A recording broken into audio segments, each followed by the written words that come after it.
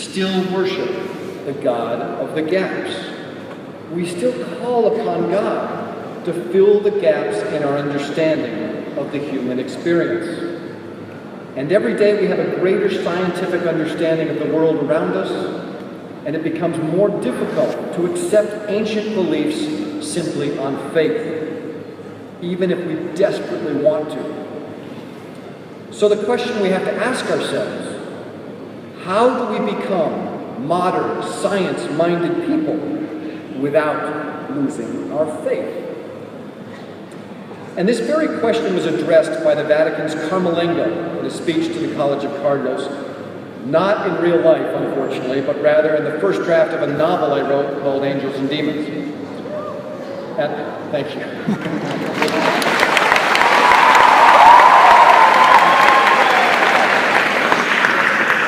And in that novel, the Carmelengo stands before the Last Judgment in the Sistine Chapel, and he speaks out on this age-old battle between science and religion. And this is what he says. He says, "Science proclaims that our world is a meaningless speck, and that life is some kind of cosmic accident. Science tells us we exist merely by chance, because Earth happens to be just the right distance from just the right star, with just the right blend of certain elements. Science tells us that humankind is nothing but the lucky winner of a mindless process called evolution, a cold, self-serving progression that combines and recombines genetic material over time. Astrophysicists tell us that even the slightest change in the force of gravity would have rendered a much different universe, the slightest change. If the gravitational constant had been a fraction stronger, our universe would have dissipated into an endless amorphous cloud of dust. But the gravitational constant was precisely what it needed to be to create our magnificent sea of heavenly bodies. And yet somehow, science fails to see God's hand in this. Is it really so much easier to believe that we simply chose the right card from an infinite deck? Have we become so spiritually bankrupt that we'd rather believe in mathematical implausibility than in a power greater than ourselves? For me personally, there is no experience that better fuses the mysteries of science and religion than that of lying out beneath a star-filled infinite universe, staring up at the heavens. Regardless of our particular religious beliefs, or even lack thereof, every one of us in this room has had one of those private moments where we stare up at the star-filled heavens, and we know that whatever that is, it's bigger than each of us. It is beyond our grasp.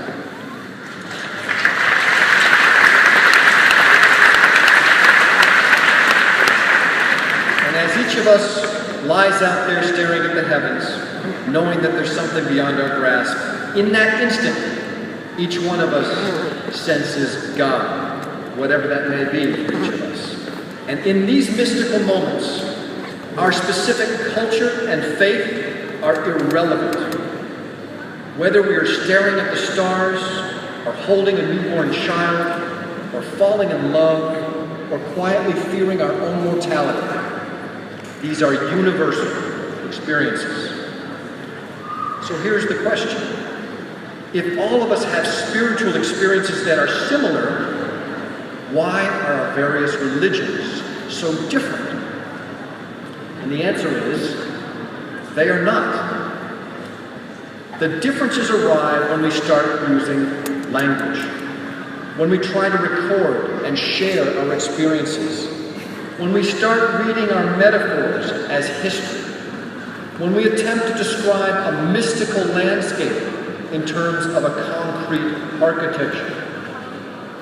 By attempting to rigidly classify ethereal concepts like God, we end up debating vocabulary and semantics, while we entirely miss the obvious, and that is this, that all of our world religions have at their core the same basic human truths.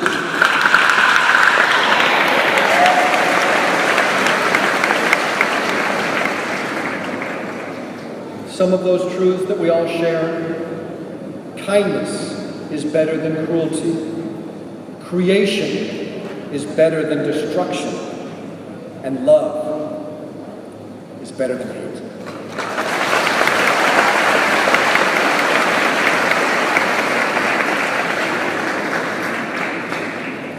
These ideas, so powerful in their simplicity, resonate across all cultures.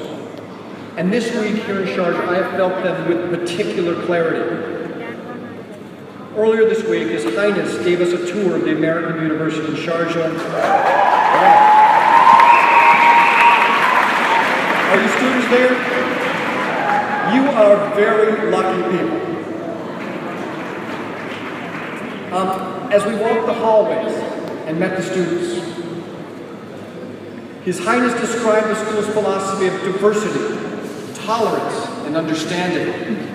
And not only was I inspired, but it reminded me of my own upbringing. I had the great fortune of growing up on the campus of a well-known American boarding school called Phillips Exeter Academy. My father was a math teacher there. This academy was home to students from all over the world. Students of every color, religion, and cultural background.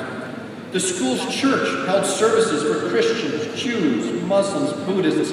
We even had an agnostic discussion group. This was normal to me. Now, to grow up in a world without prejudice, without racism, without religious intolerance is an enormous privilege.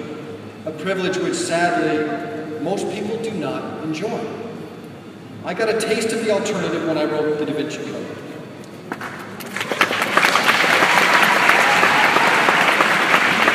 I should tell you, that's not always the response I get.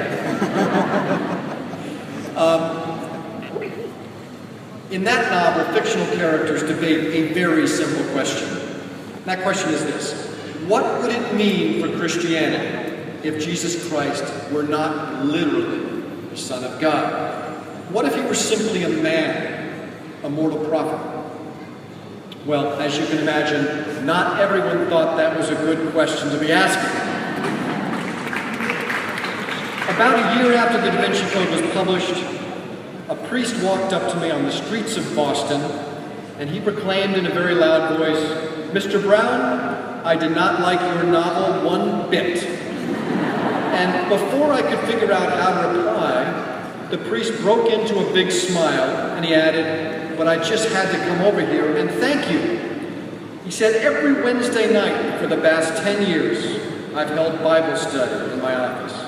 And every Wednesday night, I've had the same 8 people show up. Last month, I printed the usual notice in our church bulletin reminding people of Bible study and noting that this week's topic would be the Da Vinci Code." And he said, "Guess what? I had hundreds of people show up for Bible study. We had the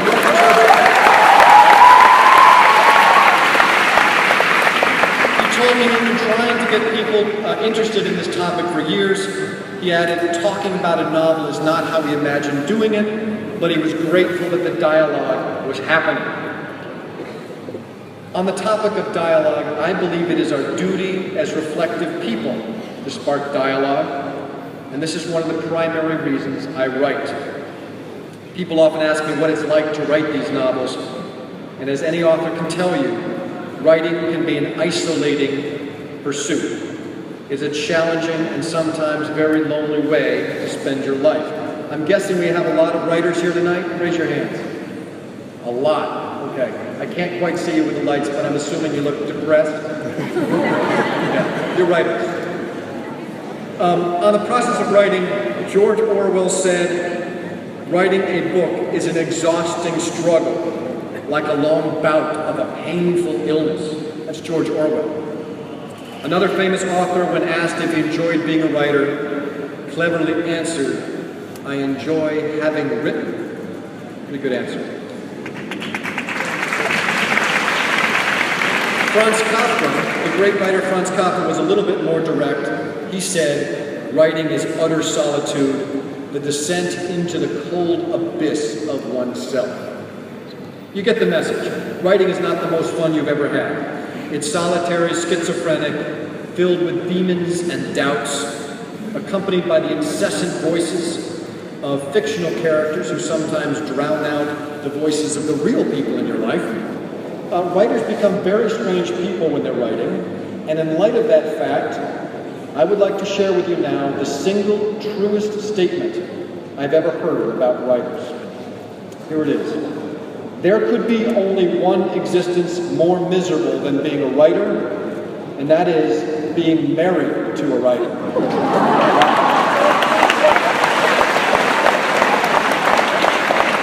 So that's for all the people who are sitting next to the writers. I know it's hard, thank you. My wife, Blythe, she could not be here tonight, but she tolerates me with enormous grace. In addition to being my #1 researcher and first-pass editor, she is a perpetually grounding and humbling force in my life. In Blythe's world, the New York Times bestseller list has no relevance to who empties the dishwasher or who takes out the trash.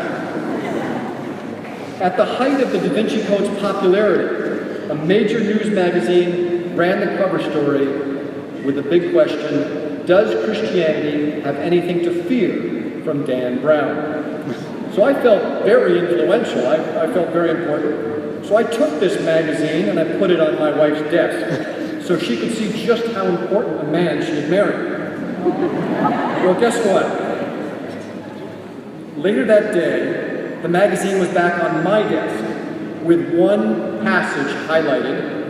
It was a quote from a prominent British priest who responded to the question on the cover with the following statement. He said, Christian theology has survived the writings of Galileo and the writings of Darwin. Surely it will survive the writings of some novelist from America.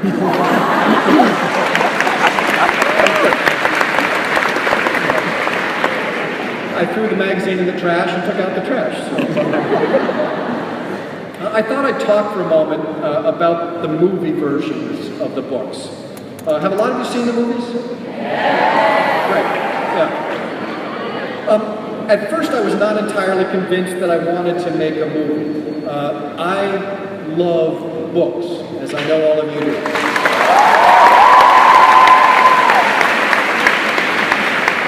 And for me, the magic of a book lies in its ability to be different things to different people. For example, when children first began reading Harry Potter, every single child created... Fantastic. When people first began reading Harry Potter, every single child created in his or her mind a unique mental image of Harry and of those magical locations. However, as soon as the movie came out, every single reader from that moment on now pictured Harry in the exact same way as the actor. The characters that children had once imagined in countless different ways now took a single form. And to borrow an analogy from physics, when a book is turned into a movie, the quantum wave collapses and all possibilities cease to exist except one. And so with respect to the Da Vinci Code, I thought maybe I'd wait until I'd finished all of the Robert Liner books and then maybe make them into movies. Eventually, I was convinced to make the movie, and I took the plunge with Ron Howard and Tom Hanks. I should tell you, Ron Howard and Tom Hanks are two of the smartest, nicest, most humble, hard-working people you could ever hope to meet. If they were here tonight, they'd love to say hello. So on the first night of filming the Da Vinci Code, we arrived on the Paris movie set, which in this case was a little museum called the Louvre. The novel takes place at night when the museum is closed, and so we filmed at night when the Louvre was closed.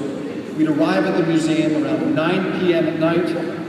We'd begin shooting around midnight, and we had to pack up and be gone by 5 a.m. So it was very hurried.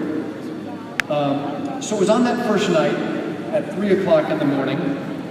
I'm wandering the deserted museum in between takes, and I find myself standing all alone in front of the Mona Lisa, that quietly smiling face that had started it all. And as if this in itself were not enough of a life moment, when I looked out at the grand gallery, I saw an albino monk go scurrying by. Needless to say, pretty strange feeling. A few years earlier, I had been writing this scene on a blank piece of paper, and all of a sudden, here I was, standing in it for real. While we were filming in Scotland, we had some visitors to the movie set, including my parents, which, to be honest, made me very, very nervous. I was afraid my mom would go crazy when she met Tom Hanks. And actually, I was really afraid that my dad, the mathematician, would get behind the camera and start suggesting new angles to Ron Howard. They were fine, they were very well behaved. But while I was on set, my mother commented that she kept hearing things that she never thought she would hear. Things like, move that corpse over 3 feet. Just don't get any blood on the Caravaggio. Something you never thought you'd hear. Another one of my favorites, could someone please get Mary Magdalene a Diet Coke? In Edinburgh, Scotland, Mr. Hanks, I've got good news. Lady Rosalind called and said you can use the bathroom in her castle. Anyway, when we finished filming, Columbia Pictures threw an after-party at the Balmoral Hotel in Edinburgh, Scotland, and the men were all informed that we would be wearing formal kilts, which I had never done. So before the party, I'm in a hotel room with Tom Hanks and Ron Howard and a few other people, trying to figure out how to wear a kilt. I was having some trouble, and Tom very kindly came over and helped me out. And at that moment, Ron Howard said, Dan, when you started writing the Da Vinci Code, did you ever imagine that you would be in a hotel room in Scotland with Tom Hanks pinning your skirt? I sheepishly told him that this exact scenario was my life dream and that writing the Da Vinci Code was the only way I could figure out how to do it.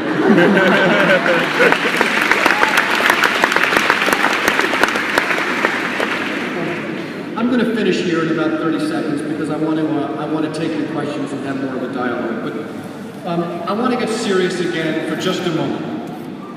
And I want to close with one brief thought. This is something I've stated publicly before, but I think it's very important and bears repeating. There is nothing in our DNA that predetermines our beliefs. We are not born into this world believing that a particular God is the true God. We are born into a culture. We worship the gods of our parents. If all of us in this room were born in the mountains of Tibet, most of us would be Buddhists. And we would hold on to that Buddhist philosophy with the same passion that we now hold on to our current beliefs. We worship the gods of our parents. It is truly that simple. The world is getting smaller every day, and now more than ever, there is enormous danger in believing that we are infallible, that our version of the truth is absolute, and that everyone who does not think like we do is wrong, and therefore an enemy. For our own survival, it is critical that we live with open minds, that we educate ourselves, that we ask difficult questions, and above all, that we engage in dialogue, especially with those whose ideas are not our own. And as His Highness the Ruler so wisely said at the opening ceremony, it is our duty to light candles against the growing darkness. And so in the name of lighting candles, having dialogues, and sharing ideas, I want to acknowledge that tonight, what has brought us all together in this space, quite simply, is books. Those magical artifacts that share ideas across borders, across cultures, across language, and most importantly, across time. So for all of you in the audience who write books, who publish books, and above all, who read books, I thank you.